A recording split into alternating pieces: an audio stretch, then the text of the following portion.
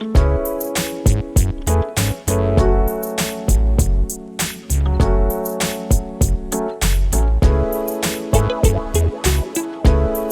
है, इस इलाके में इस तरह की सहूलियत मौजूद नहीं है जो जिनके लिए लोगों को लाहौर जाना पड़ता था। इधर से लोग जो है वो सियालकोट जाते थे।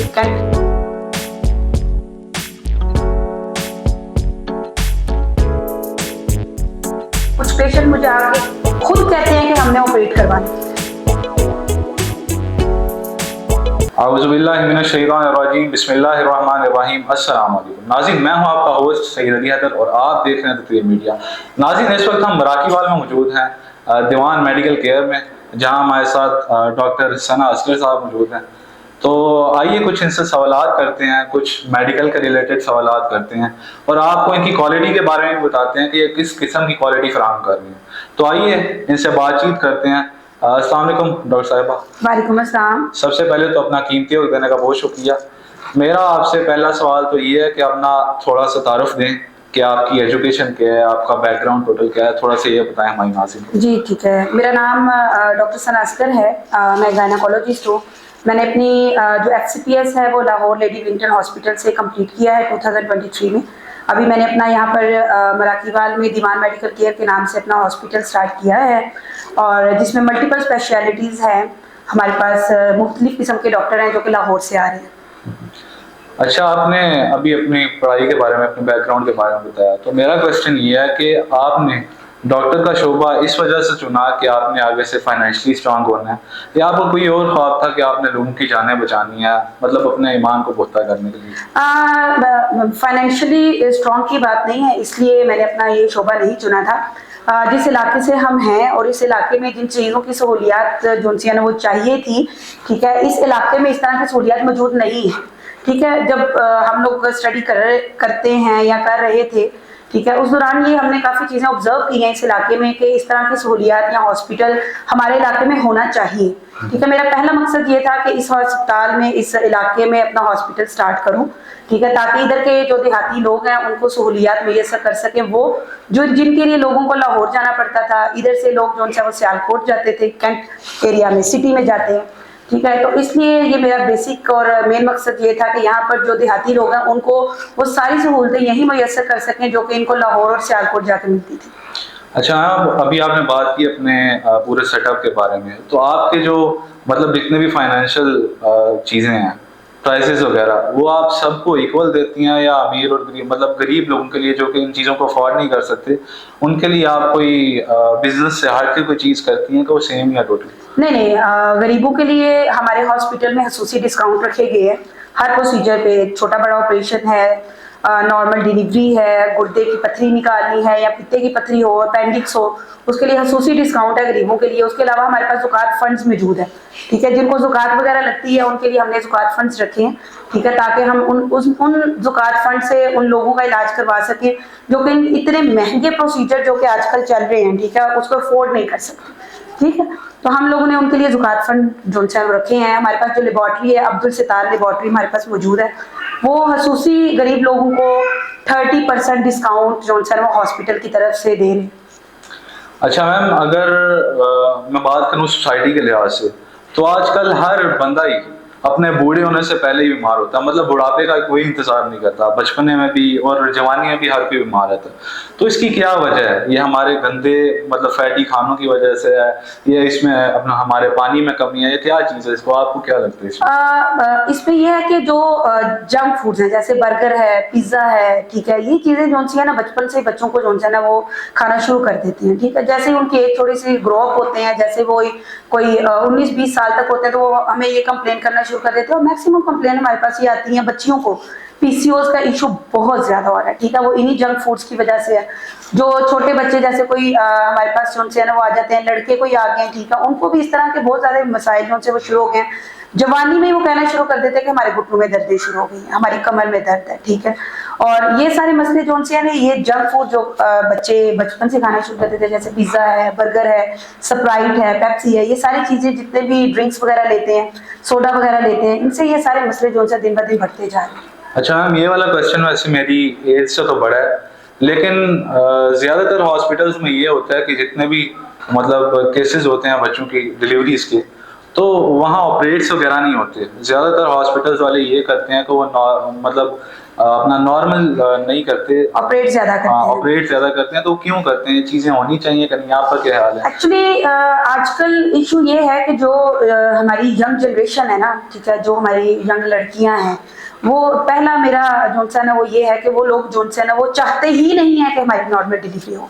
मेरे पास मैक्सिमम पेशेंट्स इस तरह के आते हैं, ठीक है, जिनको मैं खुद ये कहती हूँ कि आप नॉर्मल डिलीवरी करवाएं, या आइंदा आने वाले टाइम पे आपके लिए बहुत ज़रूरी है, ठीक है, कल को फ्यूचर में आपको कमर में दर्द वगैरह ये सारी चीज़ें नहीं होंगी। लेकिन नहीं, कुछ पेशेंट मुझे आके खुद कहते हैं कि हमने ऑपरेट करवाना, ठीक है। दिन ब दिन इस चीज़ का रुझान जो है ना वो ज़्यादा होता जा रहा है। लड़कियां खुद ऑपरेशन करवाती हैं, ठीक है, नॉर्मल के बहुत कम चांसेस, बहुत कम जो है ना वो लेती हैं रिस्क, ठीक है। और दूसरी चीज़ मेरा तो यही मानना है कि नॉर्मल डिलीवरी करवानी चाहिए, बड़े ऑपरेशन नहीं करवाने चाहिए, ठीक है। बड़े ऑपरेशन से और भी बड़े मसले मसाइल शुरू हो जाती हैं, ठीक है। तो मैं तो नॉर्मल डिलीवरी को पसंद करती हूँ, ठीक है। बड़े ऑपरेशन में जो जिसका पहला बेबी है उसको मना करती हूँ कि भाई पहले आप चांस थोड़ा ट्रायल लें, ठीक है, उसके बाद आप बड़े ऑपरेट की तरफ जाएं अगर कोई मसला मसाइल हो जाता है, ठीक है। लेकिन मेरे पास नॉर्मल जो लड़कियां आती हैं ना, वो यही कहती हैं कि नहीं हमने बड़ा ऑपरेट ही करवाना है, हम इतनी दर्द बर्दाश्त नहीं कर सकते। अच्छा, चूंकि आप नई टेक्नोलॉजी को ज़्यादा मतलब यूज़ कर रही हैं, तो ये जो लोग बे औलाद होते हैं, मतलब जिनकी औलादा नहीं हो रही होती, तो उनके लिए आप क्या कोई वो चीज़ें फराहम कर रही हैं? क्या आपके पास सहूलियात? जी बिल्कुल, ये मसला जॉनसन है ये दिन ब दिन बढ़ता जा रहा है, ठीक है। मैंने यहाँ पर आके ये चीज़ फील की है, ठीक है, कि सियालकोट में भी और लाहौर में भी ये सारी चीज़ें जो है ना कॉमन है कि किसी को 17 साल से औलाद नहीं है, किसी को 18 साल से औलाद नहीं है। इसके लिए एक तो चीज़ है IVF और IUI और ICSI, जो कि आजकल बहुत ज़्यादा कॉमन होता जा रहा है, ठीक है। तो इसका हमने ये किया है अपने सियालकोट में जो सा FEC सेटअप में, ठीक है। सियालकोट में पहली मरतबा IVF और IUI हमारी प्रॉपर टीम है जो कि यहाँ पर लेकर आ रही है, ठीक है। और लाहौर से प्रोफेसर्स हैं जो यहाँ आया करेंगे और उन प्रोसीजर्स को हमारे साथ किया करेंगे।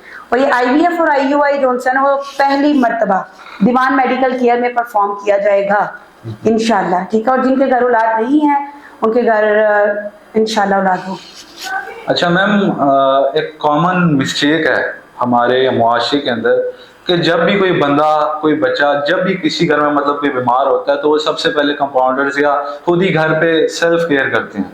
हाँ, माना कंपाउंडर्स भी अच्छे होते हैं, समझ होती है, लेकिन आपके ख्याल में क्या ये चीज़ सही है कि सेल्फ केयर करने लग पड़ो, गलत गलत दवाइयाँ खाओ और उससे ज़्यादा बीमारियाँ बढ़ती हैं? तो आपका इस बारे में क्या है? एक्चुअली जो कहना तो नहीं चाहिए, ठीक है। जैसे अब हम देहाती इलाके में बैठे हुए हैं, ठीक है, तो यहाँ पर इस तरह हॉस्पिटल प्रॉपर मौजूद नहीं है, ठीक है।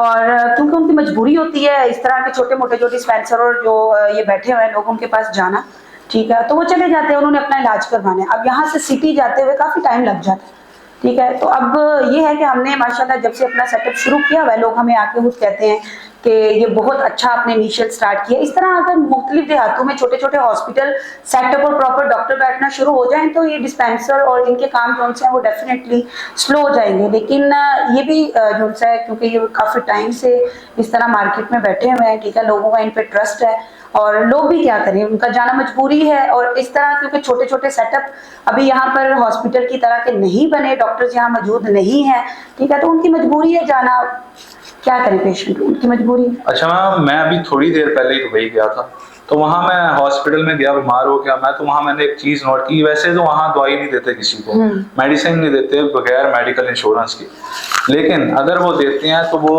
हालत के मुताबिक कोई एक आदि मेडिसिन सजेस्ट करते हैं, या तो पैनाडोल सजेस्ट कर देते हैं या कोई नेसेसरी जो जिस चीज़ की ज़रूरत होती है वो सजेस्ट करते हैं। लेकिन यहाँ मैंने जो पाकिस्तान के अंदर चीज़ देखी है, वहाँ जहाँ जब भी हॉस्पिटल्स में जाओ या किसी भी डॉक्टर के पास जाओ तो मेरा है 1-2 किलो दवाइयाँ देते हैं। तो इस बारे में आपका क्या कहना है? क्या आप इस चीज़ को कोई करेंगी नोट इस चीज़ पर? एक्चुअली अगर हम जदीद टेक्नोलॉजी की बात करें ना तो पाकिस्तान को भी आगे बढ़ने की बहुत ज़्यादा ज़रूरत है, ठीक है।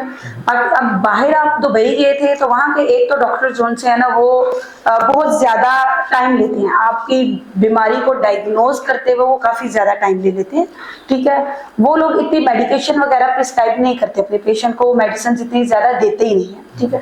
पाकिस्तान में काफ़ी इस तरह की प्रैक्टिस जो है वो मौजूद है, ठीक है। एक गोली से नहीं तो दूसरी गोली से, दूसरी नहीं से तीसरी गोली से, किसी ना किसी गोली से तो फर्क पड़ेगा, ठीक है। इस तरह ये जो सा ये मैल प्रैक्टिस है ये नहीं होनी चाहिए, बिल्कुल नहीं होनी चाहिए। ठीक है, एक पेशेंट है, उसको आप मेडिकली डायग्नोज करो और जो उसका ट्रीटमेंट है उसको वो दो। लेकिन यहाँ पर अंधाधुंध प्रैक्टिस है। ठीक है, अगर एक को दवाई से फर्क नहीं पड़ा तो आप चेंज करके दूसरी दे दो। ठीक है, आजकल इसीलिए जो एंटीबायोटिक है वो हम डॉक्टर्स प्रिस्क्राइब करते हैं कि कम से कम ली जाएं। ठीक है, क्योंकि जैसे ही आपकी एज ज्यादा होती है ना तो एंटीबायोटिक असर करना छोड़ देती है, जो कि मेल प्रैक्टिस है हमारे पाकिस्तान में। बाहर के मुल्कों में इस तरह नहीं होता, बाहर के मुल्कों में आपको बहुत सोच समझ के मेडिसिन प्रिस्क्राइब की जाती है। तो यहाँ ये मेल प्रैक्टिस है जो कि गलत है। अच्छा मैम, मेरे अपने नॉलेज के मुताबिक ये मेरा क्वेश्चन है कि जब भी कोई बुखार भी चढ़े या नज़ला भी लगे तो हर कोई पैनाडोल यूज़ करता है। अब मैंने जहाँ तक पढ़ा कि ऐसे ही जो है फजूल एंटीबायोटिक्स नहीं लेनी चाहिए, उससे हमारा इम्यून सिस्टम जो है कमज़ोर होता है। तो आपका इस बारे में क्या कहना है कि मतलब हमें लेनी चाहिए, क्योंकि ज़्यादातर लोग इस चीज़ को बिल्कुल भी केयर नहीं करते और वो नहीं, एक्चुअली वही बात आ जाती है कि हमारे लोगों में अवेयरनेस नहीं है, हमारे लोगों में इस चीज का जो सा ना वो नॉलेज ही नहीं है कि इन चीजों से कितना नुकसान है। ठीक है, पैनाडोल हम लोग इस तरह खाते हैं कि जैसे एक जो सा ना वो कोई बर्गर पिज्जा है, ठीक है, जिसके सर में दर्द हुई उसने पैनाडोल खा ली, जिसको जुकाम हो उसने पैनाडोल खा ली, किसी के घुटने में दर्द है तो उसने पैनाडोल खा ली। इसके बहुत ज्यादा साइड इफेक्ट्स हैं। ठीक है, मेरा मानना ये है कि आप प्रॉपर डॉक्टर को चेक करवाएं। ठीक है, उसके बाद वो जो मेडिसिन देता है आप उसको जो सा वो लें। वो कम मेडिसिन भी होती है, 5 डेज की डोज होती है, 7 डेज की डोज होती है, आप उससे प्रॉपर ठीक हो जाते हो, बजाय इसके कि आप घर में जो सा वो हकीमी दवाइयाँ आपने शुरू की हैं कि पैनाडोल ले लो। और इवन दो माएँ तो ये करती है कि उनके पास सिरप मौजूद है। ठीक है, पैनाडोल सिरप नहीं तो ब्रूफेन, ब्रूफेन नहीं तो वो कफ सिरप दे दो, मतलब वो कुछ दो लेकिन डॉक्टर के पास नहीं जाएंगे, जो कि गलत है। ठीक है, आपके जो सा ना डॉक्टर के पास जाएं, उनको प्रॉपर चेकअप करवाएं और इसको कंप्लीट जो सा ना उसका फॉलोअप लें, ताकि इससे आपको फर्क पड़े, बजाय इसके कि आप घर बिठा के तो अपने बच्चों को गलत मलत दवाइयाँ दें। अच्छा मैम, आपके इस मेडिकल सेंटर में और क्या क्या सहूलियात मौजूद है ताकि हमारे नाज़रीन जो है वो अवेयर हों, तो वो यहाँ ही है क्वालिटी के लिए? हमारे हॉस्पिटल में अल्हम्दुलिल्लाह हमने फर्स्ट जो सा जून को अपना हॉस्पिटल स्टार्ट किया था और अल्हम्दुलिल्लाह यहाँ जो सा हमने ऑपरेशन कर लिए हैं, नॉर्मल डिलीवरी जो सी हैं वो रोज़ाना के रोज़ाना हो रही हैं। उसके अलावा किसी की कोई हड्डी वगैरह टूटी हो, ठीक है, उसको प्लेट्स वगैरह डलनी हो तो वह यहीं पर ही है मौजूद सहूलत। ईसीजी की सहूलत जो कि बहुत रेयर है, इस इलाके में ईसीजी की सहूलत मौजूद नहीं है, हमने अपने सेटअप में ईसीजी की सहूलत दी हुई है। अल्ट्रासाउंड, ठीक है, अल्ट्रासाउंड स्पेशलिस्ट हमारे पास मौजूद है। हमारे पास लाहौर से म्यू हॉस्पिटल से और डॉक्टर हॉस्पिटल से, जनरल हॉस्पिटल से मुख्तलिफ डॉक्टर्स जो उनसे हैं वो आ रहे हैं। ठीक है, और यहाँ पर अल्हम्दुलिल्लाह हमने कोशिश की है कि यहाँ पर जितने भी इर्द गिर्द के लोग हैं उनको ये सारी सहूलियात एक ही छत के नीचे जो उनसे ना मिले। अच्छा मैम, एंड पे ये एक रिक्वेस्ट भी है और मेरे ख्याल में अपनी उम्र के मुताबिक मैं आपको एक मार्केटिंग टिप भी दूंगा कि आप क्यों ना ये काम करें कि हमारे जो इर्द गिर्द के गाँव हैं वहाँ आप कोई समर कैंप्स वगैरह या कोई सेमिनार वगैरह, हाँ फ्री कैंप्स वगैरह, ताकि इससे अवेयरनेस भी होती है और दूसरा आपकी अपनी मार्केटिंग भी होगी।